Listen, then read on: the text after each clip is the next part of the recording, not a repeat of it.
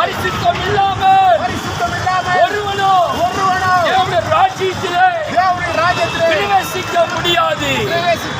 பாவத்தை மன்னிக்க, சாபத்தை விடுதலாக்க இயேசு உனக்காக கல்வாரி சிலுவையிலே துடிக்க அடிக்கப்பட்டார். நமக்கு ஒரு ஆக்கினை தீர்ப்பு இயேசு ஏற்றுக்கொண்டார். நம்முடைய சாபத்தை சுமந்தார், நம்முடைய வியாதியை சுமந்தார், நம்ம அக்கிரமத்தை சுமந்தார், நம்முடைய பாடுகளை இயேசு சுமந்தார். அந்த இயேசு சொல்லுகிறார், உனக்கு சமாதானத்தை நான் கொடுப்பேன். உங்களுக்கு சமாதானத்தை கொடுப்பேன். என்னிடத்தில் வருகிறவனை நான் புறம் என்று தள்ளவே மாட்டேன் சொன்னார். உங்கள் சொந்தக்காரர்கள் தள்ளி விடுவார்கள், நண்பர் தள்ளி விடுவார், ஒண்ணுமே இல்லை தள்ளி விடுவார்கள்.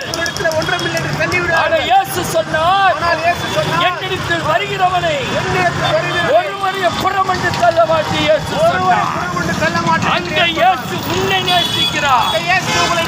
மனிதனுக்காகவே வந்தார், மனிதனுக்காக ரட்சிக்க வந்தார், மனிதனுக்காகவே பாடுபட்டார், மனிதனுக்காகவே ரத்தம் சிக்கினார்.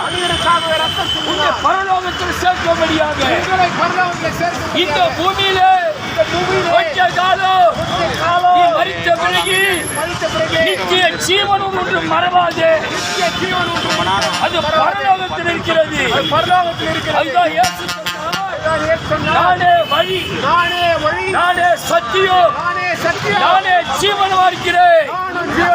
பரலோகத்துக்கு போகிற ஒரே வழி இயேசுதான் வழி.